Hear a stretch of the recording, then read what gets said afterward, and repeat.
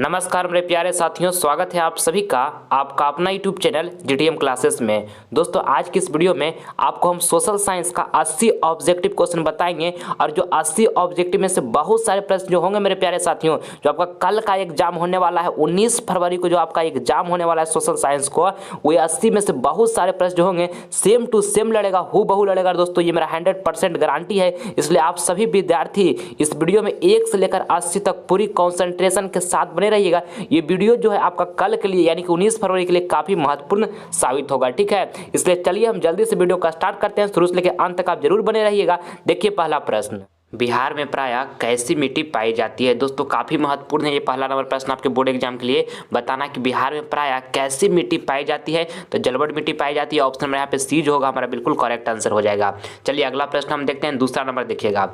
दूसरा प्रश्न हमारे यहाँ पे है, कहता है कि आयुर्वेद का जनक किन्हें कहा जाता है। तो दोस्तों चरक को कहा जाता है, ठीक है, आप इसको याद रखिएगा। ऑप्शन में यहाँ पे बी जो होगा बिल्कुल करेक्ट हो गया। चलिए अगला प्रश्न हम देखते हैं, तीसरा नंबर, कहता है कि बिहार में कितने प्रतिशत क्षेत्र में वन है। तो दोस्तों कितने आपको बताना है तीसरा नंबर प्रश्न में कि बिहार में कितने प्रतिशत क्षेत्र में वन है। तो दोस्तों 7% में है, ठीक है।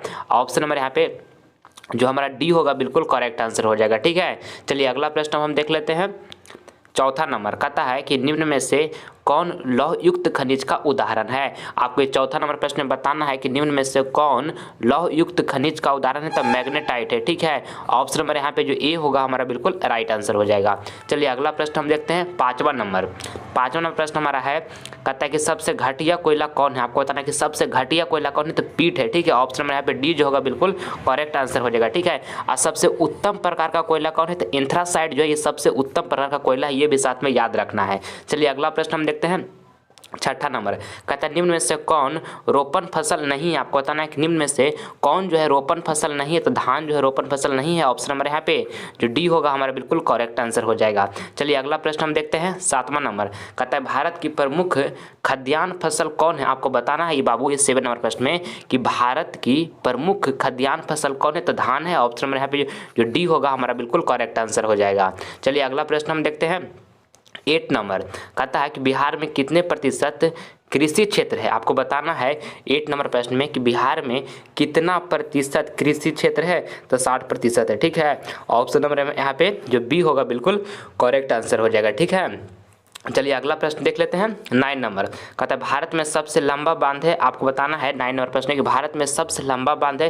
तो हीराकुंड बांध है। ऑप्शन नंबर यहाँ पे जो बी होगा बिल्कुल करेक्ट आंसर हमारा हो जाएगा, ठीक है। चलिए अगला प्रश्न हम देख लेते हैं, 10 नंबर, कहता है किस खनिज को उद्योग की जननी कहा जाता है। आपको बताना है ये 10 नंबर प्रश्न में कि किस खनिज को उद्योगों की जननी कहा जाता है। तो लोहा को कहा जाता है, ठीक है। ऑप्शन नंबर यहाँ पे सी जो होगा बिल्कुल करेक्ट आंसर हमारा हो जाएगा। चलिए अगला प्रश्न हम देख लेते हैं, 11 नंबर, मेरे प्यारे साथियों इस वीडियो के माध्यम से आपको हम 80 ऑब्जेक्टिव क्वेश्चन बताएंगे जो आपके फाइनल परीक्षा जो कल आपका होने वाला है 19 फरवरी को दोस्तों एग्जाम होने वाला है सोशल साइंस का। तो ये 80 प्रश्न में से बहुत सारे प्रश्न जो होंगे सेम टू सेम आपका कल का पेपर में छपेगा, ये मेरा 100% गारंटी है, ठीक है। इसलिए आप सभी विद्यार्थी 1 से लेकर 80 तक पूरी कॉन्सेंट्रेशन के साथ वीडियो को देखिएगा और जो प्रश्न आपको याद नहीं होगा उसे अच्छे तरीके से याद कर लीजिएगा ताकि कल का एग्जाम आप बेस्ट बना सके, ठीक है। सारा प्रश्न जो है आपके 19 फरवरी के लिए काफी महत्वपूर्ण साबित होगा, इस बात को आप ध्यान में रखिएगा, ठीक है। चलिए देखिए 11 नंबर प्रश्न कहता है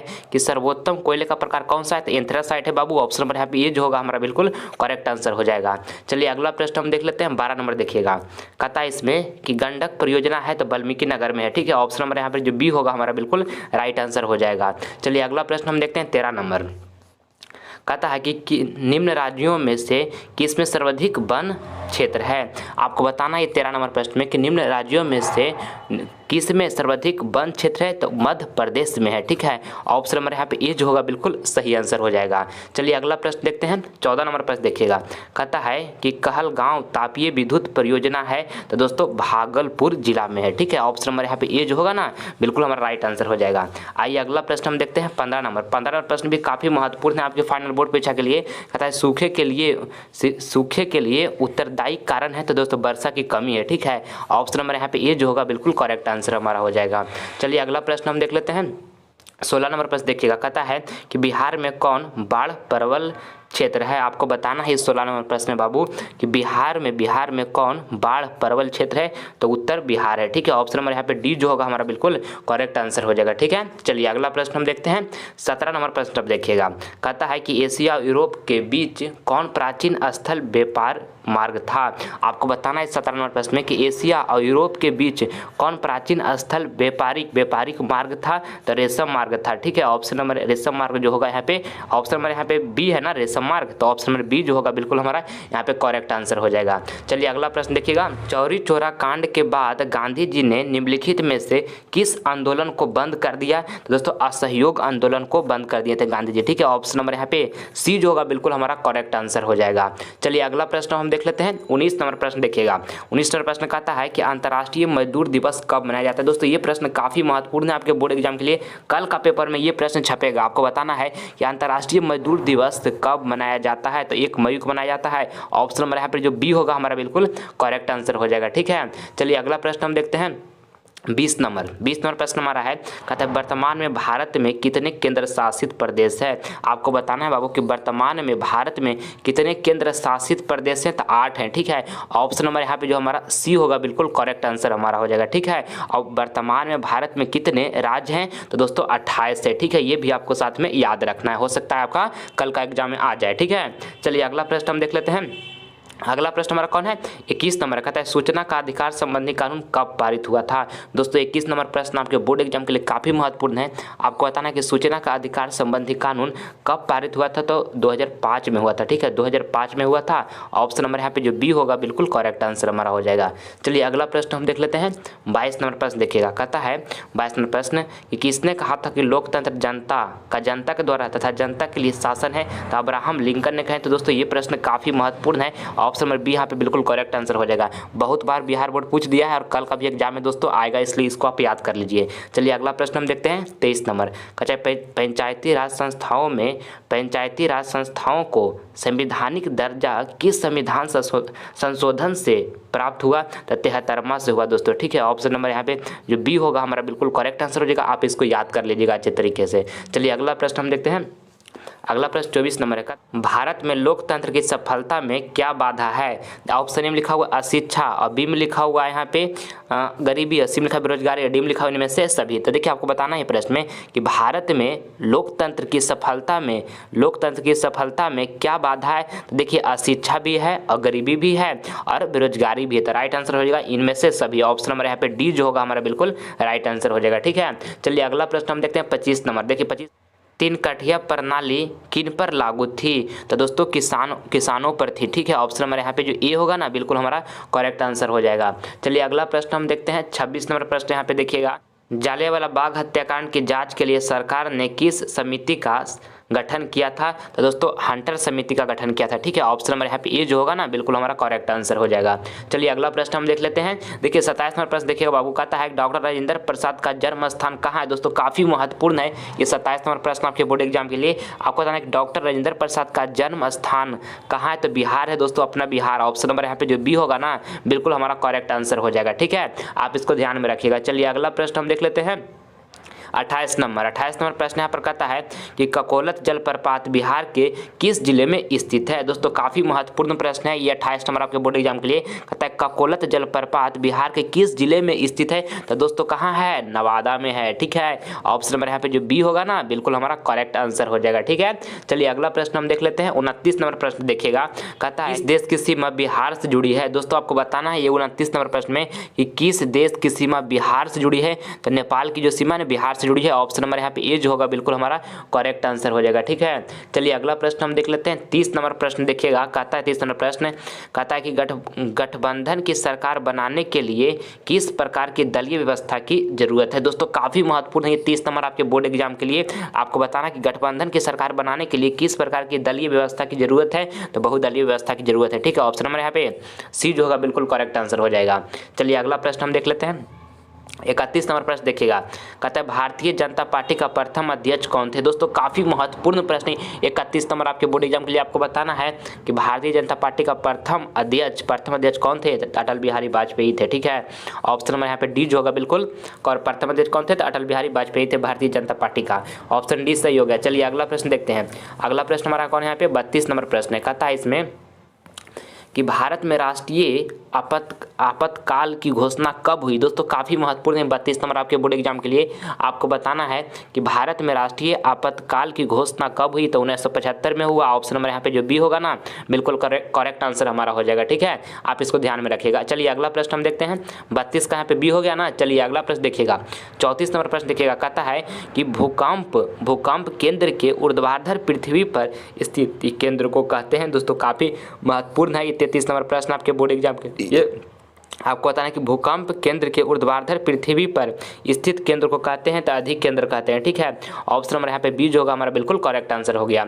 चलिए अगला प्रश्न देखिएगा, 34 नंबर प्रश्न देखिएगा बाबू। कहता है कि सुनामी संबंधित है, तो सुनामी किससे संबंधित, समुद्र से संबंधित है। ठीक है, ऑप्शन नंबर यहाँ पे सी जो होगा बिल्कुल हमारा करेक्ट आंसर हो जाएगा। चलिए अगला प्रश्न देखिए, 35 नंबर प्रश्न देखिएगा। कहता है कि मलबे के नीचे दबे लोगों का पता लगाने के लिए किस यंत्र का उपयोग होता है। तो दोस्तों इंफ्रारेड कैमरा का होता है, इंफ्रारेड कैमरा का होता है। ऑप्शन नंबर यहाँ पे सी जो होगा बिल्कुल करेक्ट आंसर हो जाएगा। चलिए 36 नंबर प्रश्न आप सभी विद्यार्थी देखिएगा। और मेरे प्यारे साथियों, अगर जो अभी तक आप सभी विद्यार्थियों ने मेरे चैनल को सब्सक्राइब नहीं किया है, तो प्लीज़ बाबू चैनल को सब्सक्राइब कर लीजिएगा, क्योंकि मैं आपके लिए एक वीडियो जो है ना काफ़ी मेहनत से बाद बना पाता हूँ। इसलिए अभी तक चैनल को सब्सक्राइब नहीं किए तो कर लीजिए, क्योंकि आपका एक सब्सक्राइब मुझे मोटिवेट करता है नेक्स्ट वीडियो बनाने के लिए। ठीक है, चलिए देखिए 36 नंबर प्रश्न देखिएगा। कहता है कि निम्नलिखित में कौन प्राकृतिक आपदा है। आपको बताना है निम्नलिखित में कौन प्राकृतिक आपदा है। आग लगाना, बम विस्फोट, या भूकंप, या तो रासायनिक दुर्घटनाएं। तो देखिए भूकंप जो है ना ये हमारा प्राकृतिक आपदा है। ठीक है, ऑप्शन नंबर यहाँ पे सी जो होगा बिल्कुल हमारा करेक्ट आंसर हो जाएगा। इसको आपको ध्यान में रखना है, काफ़ी महत्वपूर्ण है। चलिए अगला प्रश्न देखते हैं। अब देखिए 37 नंबर प्रश्न कहता है कि निम्न में कौन खरीफ की फसल है। आपको बताना है कि निम्न में कौन जो है खरीफ की फसल है। तो देखिए धान जो है ना ये हमारा खरीफ की फसल है। ठीक है, ऑप्शन नंबर यहाँ पे जो डी होगा बिल्कुल करेक्ट आंसर हमारा हो जाएगा। देखिए रबी जो है ना ये हमारा गेहूँ बाबू, सॉरी यहाँ पे गेहूँ जो लिखा हुआ है गेहूँ, ये हमारा गेहूँ जो है रबी फसल है। ये भी आपको साथ में ध्यान में रखना है। ठीक है, चलिए अगला प्रश्न हम देख लेते हैं। 38 नंबर कहता है कि ऑपरेशन फ्लड क्या है। तो दोस्तों डेयरी विकास है। ठीक है, ऑप्शन नंबर यहाँ पे जो बी होगा ना बिल्कुल हमारा करेक्ट आंसर हो जाएगा।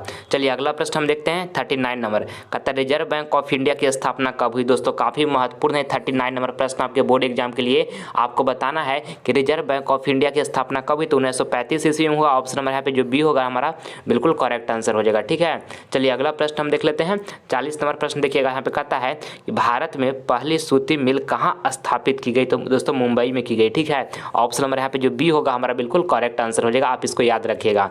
चलिए अगला प्रश्न हम देख लेते हैं।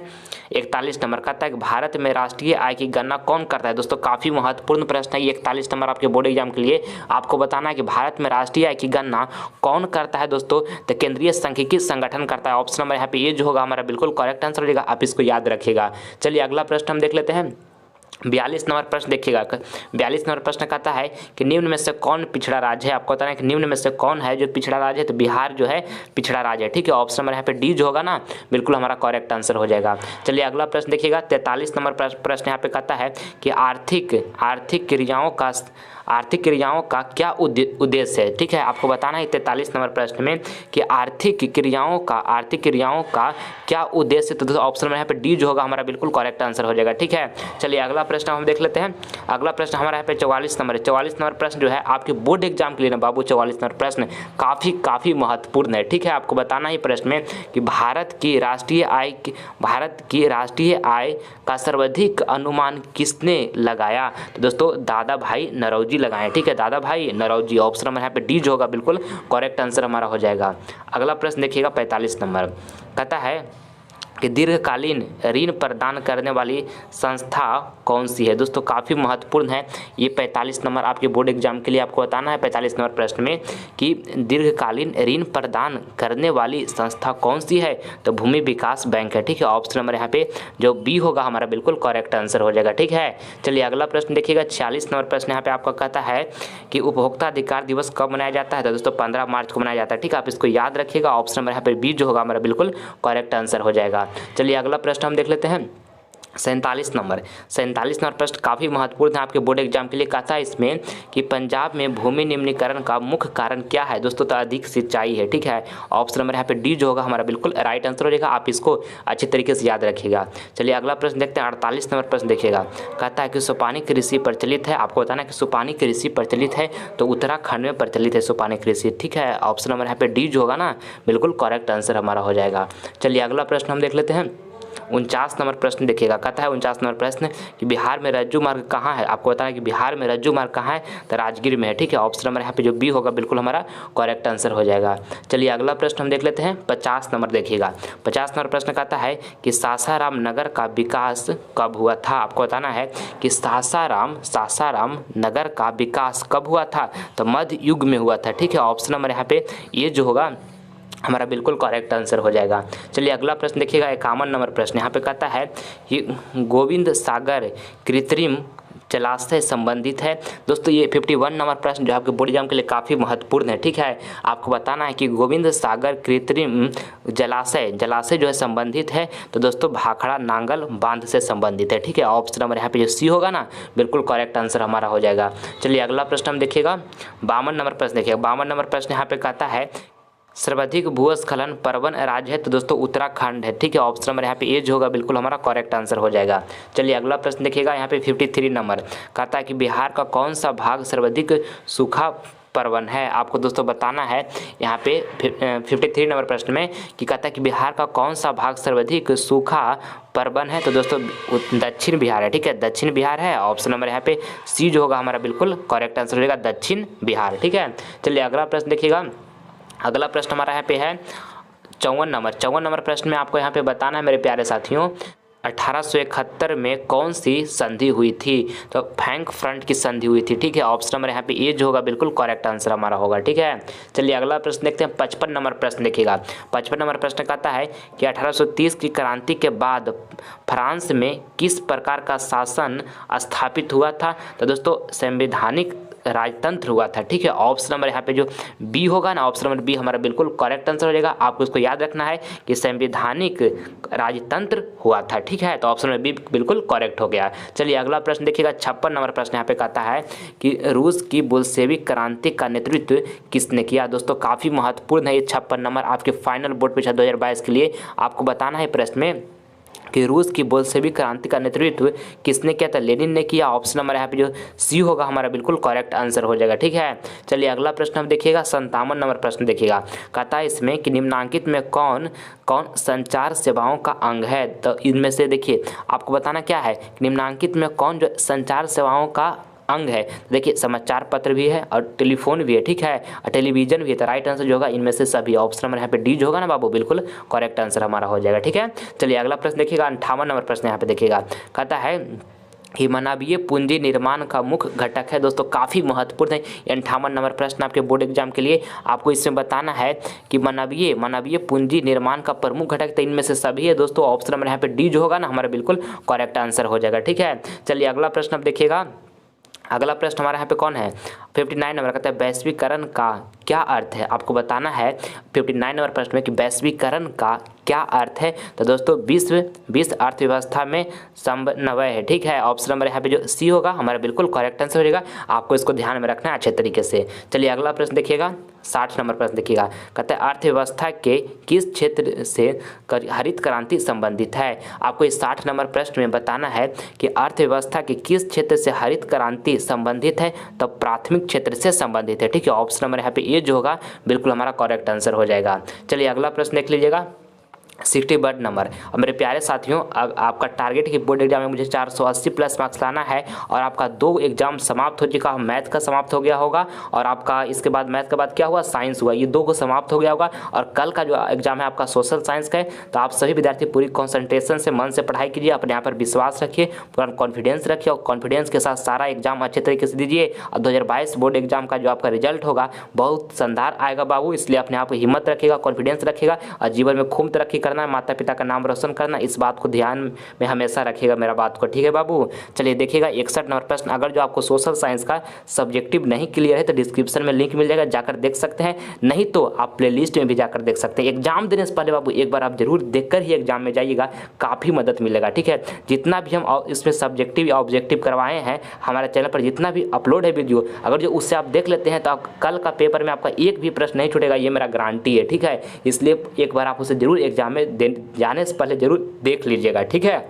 चलिए देखिए यहाँ पे 61 नंबर प्रश्न कहता है कि निम्नलिखित में कौन सा संस्थान भारत में मुद्रा जारी करने के लिए अधिकृत है? तो दोस्तों रिजर्व बैंक ऑफ इंडिया है, ठीक है। ऑप्शन नंबर यहाँ पे ये जो होगा ना बिल्कुल हमारा करेक्ट आंसर हो जाएगा।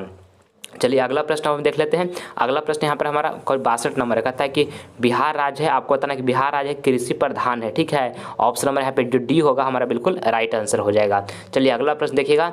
अगला प्रश्न यहाँ पे है, कहता है निम्नांकित में कौन हमारे रहन सहन के स्तर को प्रभावित करता है? दोस्तों काफ़ी महत्वपूर्ण है ये प्रश्न, आपको बताना है 63 नंबर प्रश्न में कि निम्नांकित में कौन हमारे रहन सहन के स्तर को प्रभावित करता है? तो प्रति व्यक्ति आय करता है, ठीक है। प्रति व्यक्ति आय करता है, ठीक है। ऑप्शन में यहाँ पे सी जो होगा हमारा बिल्कुल करेक्ट आंसर हो जाएगा। 64 नंबर प्रश्न देखिएगा, कहता है कि बिहार में कितने जिले हैं? तो बिहार में 38 जिले हैं बाबू, इसको आपको याद रखना है। ऑप्शन नंबर यहाँ पे डी जो होगा बिल्कुल करेक्ट आंसर हो जाएगा, ठीक है। चलिए अगला प्रश्न देखिएगा 65 नंबर प्रश्न देखिएगा, कहता है कि संपूर्ण क्रांति का नेतृत्व किसने किया? दोस्तों ये प्रश्न कल का जो पेपर होने वाला 19 फरवरी का पेपर में जाकर छपेगा, मैं ये गारंटी के साथ कहता हूँ, ठीक है, कि संपूर्ण क्रांति का नेतृत्व कब किसने किया? तो जयप्रकाश नारायण ने किया, आप उसको याद रखना है। ऑप्शन में यहाँ पे डी जो होगा बिल्कुल करेक्ट हमारा आंसर होगा, ठीक है। चलिए अगला प्रश्न देखिएगा 66 नंबर, कहता है इसमें कि बांग्लादेश कब स्वतंत्र हुआ? तो बांग्लादेश कब स्वतंत्र हुआ? तो 1971 ईस्वी में बांग्लादेश स्वतंत्र हुआ। ऑप्शन नंबर यहाँ पे सी जो होगा बिल्कुल हमारा करेक्ट आंसर हो जाएगा, ठीक है। चलिए अगला प्रश्न हम देखते हैं 67 नंबर प्रश्न देखिएगा।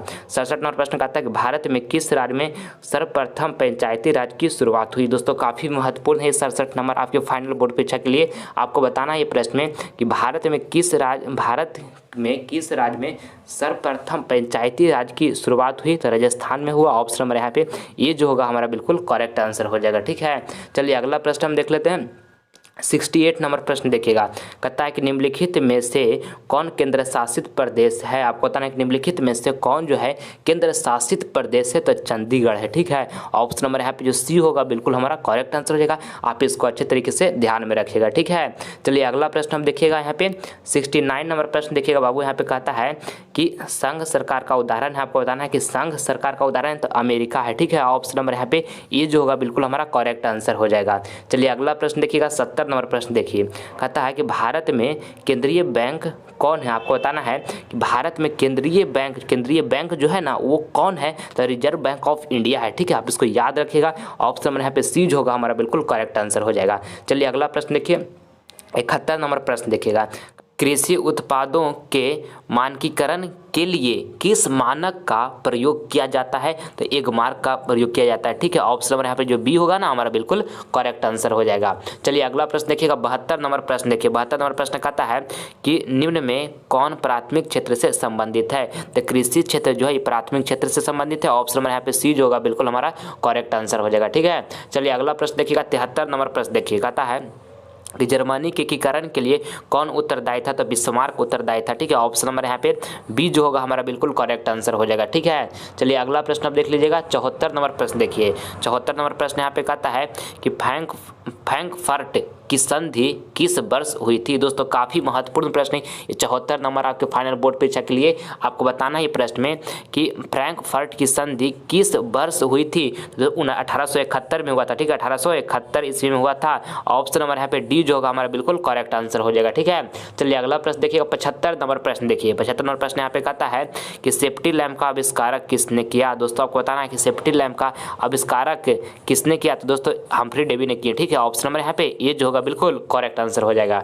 चलिए अगला प्रश्न देखिएगा 76 नंबर प्रश्न यहाँ पे कहता है कि भारत छोड़ो आंदोलन का प्रसिद्ध नारा क्या था? तो दोस्तों करो या मरो था, ठीक है। ऑप्शन नंबर यहाँ पे जो बी होगा हमारा बिल्कुल करेक्ट आंसर हो जाएगा। चलिए अगला प्रश्न देखिएगा 77 नंबर प्रश्न देखिएगा, कहता है समाजवादियों की बाइबिल किसे कहा जाता है। दोस्तों आपको बताना है ये 77 नंबर प्रश्न में कहता है कि समाजवादियों की बाइबिल किसे कहा जाता है, तो दास कैपिटल को कहा जाता है। ठीक है, ऑप्शन नंबर यहाँ पे जो बी होगा बिल्कुल करेक्ट आंसर हमारा हो जाएगा। चलिए अगला प्रश्न हम देखते हैं, 78 नंबर देखिएगा, कहता है कि भारतीय राष्ट्रीय कांग्रेस की स्थापना कब हुई। दोस्तों भारतीय राष्ट्रीय कांग्रेस की स्थापना कब हुई, तो 1885 ईस्वी में हुआ। ऑप्शन नंबर यहाँ पे बी जो होगा हमारा बिल्कुल करेक्ट आंसर हो जाएगा। चलिए अगला प्रश्न देखिएगा, अगला प्रश्न यहाँ पे हमारा 79 नंबर कहता है गांधी जी ने भारत में सत्याग्रह का पहला प्रयोग कहाँ किया था। दोस्तों काफ़ी महत्वपूर्ण है ये प्रश्न, आपको बताना है कि गांधी जी ने भारत में सत्याग्रह का पहला प्रयोग कहाँ किया था। दोस्तों चंपारण में किया था। ऑप्शन नंबर यहाँ पे ये जो होगा हमारा बिल्कुल करेक्ट आंसर हो जाएगा। ठीक है, चलिए अगला प्रश्न देखिएगा, 80 नंबर प्रश्न देखिए, कहता है कि मुद्रण का आविष्कार कहाँ हुआ। दोस्तों आपको बताना है कि मुद्रण का आविष्कार कहाँ हुआ। दोस्तों चीन में हुआ। ऑप्शन नंबर यहाँ पे सी जो होगा हमारा बिल्कुल करेक्ट आंसर हो जाएगा। ठीक है मेरे प्यारे साथियों, इस वीडियो के माध्यम से आपको हम 80 ऑब्जेक्टिव क्वेश्चन बताए हैं, जबकि 19 फरवरी का पेपर में दोस्तों जाकर टपकेगा, ये मेरा गारंटी है। इसलिए इन सभी प्रश्नों को आप बार-बार अच्छे तरीके से पढ़कर रिवीजन कर लीजिएगा। ठीक है, और अगर जो वीडियो आपको पसंद आए तो इस वीडियो को आप दिल से एक लाइक करें और इस वीडियो को ज़्यादा से ज़्यादा अपने फ्रेंड के पास शेयर करें। ठीक है, ताकि इससे आप फायदा क्या होगा कि आपका फ्रेंड का नॉलेज भी थोड़ा सा बढ़ सकता है। ठीक है, इसलिए शेयर करें इस वीडियो को ज़्यादा से ज़्यादा, और अभी तक चैनल को सब्सक्राइब नहीं किया तो कर लीजिए। इससे आपको फायदा क्या होगा, जब लाइव क्लास लेकर आएंगे तो नोटिफिकेशन जो होगा सबसे पहले आपको ही मिलेगा। ठीक है, और हर हालत में 480 प्लस मार्क्स मुझे प्राप्त करना है मेरे प्यारे साथियों। जो हम वादा किए हैं कि हमें 480 प्लस मार्क्स प्राप्त करके जिस दिन रिजल्ट आएगा उस दिन माँ और पिता की आंखों में खुशी के आंसू बहाना है, तो वो पल को मुझे लाना है। इसलिए आप सभी विद्यार्थी पूरी तरह कंसंट्रेशन बनाकर हिम्मत नहीं हारिएगा। जितना आप पढ़ चुके हैं अभी तक उन सभी पॉइंट्स को, जितना भी सोशल साइंस में पढ़े सबको बार बार रिवीजन कीजिए। ठीक है, अभी आपके लिए सबसे इंपॉर्टेंट रिवीजन है, इसलिए जितना रिवीजन होता है उतना रिवीजन आप कीजिए। ठीक है, मिलते हैं आपसे अगले वीडियो में, तब तक के लिए जय हिंद जय भारत।